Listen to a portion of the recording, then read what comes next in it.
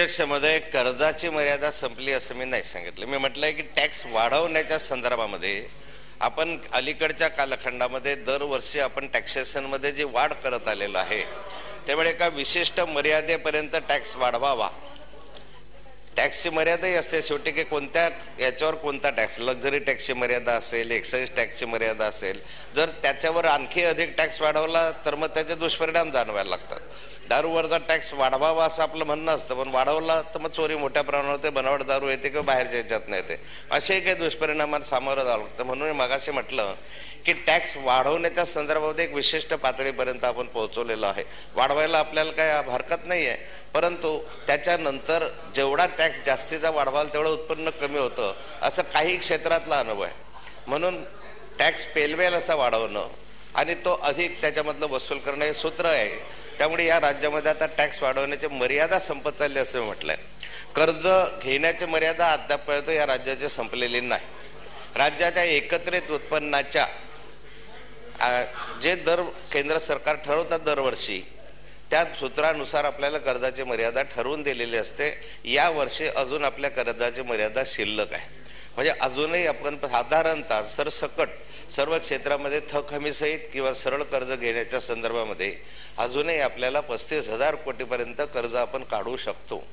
परंतु अध्यक्ष महोदय, तेवढं कर्ज काढल्यानंतर जर बरोबरी त्याच्यामध्ये आली तर मग आपलं राज्य आधीच हे महसुली तुटीमध्ये आहे. मोठ्या प्रमाणावर महसुली तूट आहे आणि आजही महसुली तूट या संदर्भामध्ये आपण भरून काढू शकलो नाही किंवा येणाऱ्या अर्थसंकल्पामध्येही या संदर्भामध्ये काय आता त्यांनी उपाय आले ते दुपारी आपल्याला समजेल.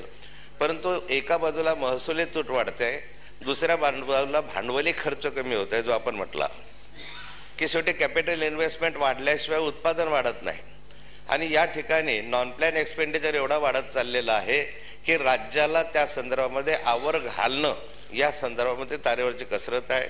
राज्यासमोर मोठं आव्हान आहे की अजूनही आपल्याला वेतन आयोग आपला 7व्या वेतन आयोगाच्या माध्यमातून आणखी मोठ्या प्रमाणावर पैसा राज्याला लागणार आहे आणि 7व्या वेतन आयोगाच्या पैशाच्यासाठी आपल्याला मग जो पैसा द्यावा लागणार आहे तो प्रॉडक्टिव्हिटीसाठी उत्पादक कामासाठी खर्च होणारा खर्च कमी करून हा खर्च आपल्याला वेतनावर द्यावा लागेल अशी आजची राज्याची स्थिती आहे. आणि त्यामुळे राज्यामध्ये आता उत्पन्नाचे स्रोत वाढवण्यासाठी प्रयत्न तर केलेच पाहिजे. त्या दृष्टिकोनाने राज्य सरकारने काही निर्णय अलीकडच्या कालखंडामध्ये घेतलेला आहे आणि या निर्णयाच्या संदर्भामध्ये अध्यक्ष महोदय की जसं की आपल्याकडे ज्या जमिनी वगैरेच्या संदर्भातला काही निर्णय झाले, काही लिलावाच्या संदर्भामध्ये आपण काही निर्णय घेतले, जमिनीच्या संदर्भामध्ये ज्या काही जमिनी आहेत, ज्या वर्ग 2च्या जमिनी आहेत, ज्या अनाधिकृत जमिनी आहे की जे वर्षानुवर्षे 50 वर्ष 40 वर्ष ताब्यामध्ये आहे ते येऊ शकत नाही आपल्याकडे, अशी ज्या ठिकाणी स्थिती आहे. परंतु जे रस्त्याच्या सार्वजनिक कामाच्या रिझर्वेशनच्या आड येणार नाही अशा जमिनी या त्या ठिकाणी रेग्युलाइज करून त्या माध्यमातून योग्य ती रक्कम राहून रेग्युलाइज करण्याचाही निर्णय राज्य सरकारने तत्वतः घेतलेला आहे. त्याचा कायदा आपल्याकडे आपण आणलाय. माननीय मुख्यमंत्र्यांनी शहरी भागातल्या जमिनींच्या रेग्युलायझेशनचा प्रस्ताव मंजूर केलेला आपणही केलेला आहे. तसा ग्रामीण भागामधलाही मी आपल्याला सांगितलं होतं की ग्रामीण भागामध्ये मोठ्या प्रमाणावर गाव वस्त्या मोठ्या प्रमाणावर बसलेल्या आहे. काही गुंठेवारीत आहे, काहींनी येणे केलेलं नाही आहे म्हणून त्या अनधिकृत ठरलेलं आहे आणि काही गावात शेजारी राहिलेल्या झोपडपट्ट्या वगैरे ज्या आहेत त्या शासकीय जमिनीवर आहे.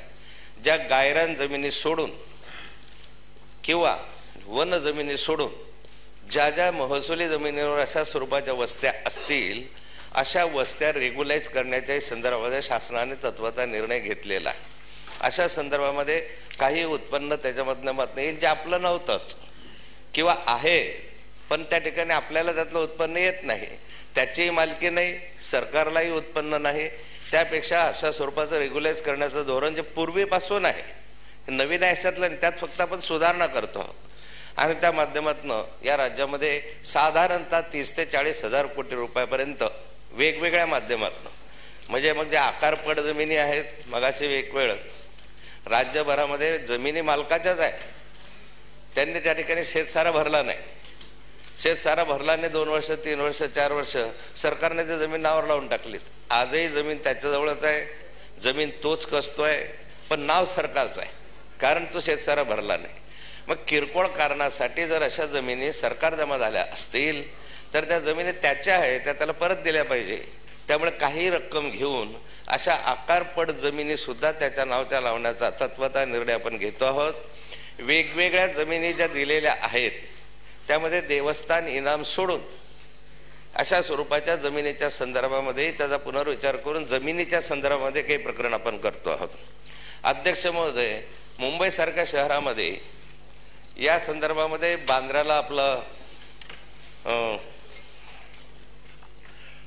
बांद्र्याला अशा संदर्भामध्ये काही बीओटी तत्वावरचे किंवा अन्य तत्वावरचं असं पूर्वीचा एक प्रस्ताव पूर्वीपासून आहे. त्या संदर्भामध्ये अशा प्रस्तावांना मान्यता देणं आणि त्या माध्यमातून साधारण 1000-2000 कोटी रुपये त्याच्या माध्यमात उपलब्ध होतील. फार पूर्वीचा प्रस्ताव आहे, 10-12 वर्षापासून तर त्याला मूर्त स्वरूप यायचं आहे. त्याला सुधारित काही सूचना देऊन करण्याच्या संदर्भातला काही विषय आहे.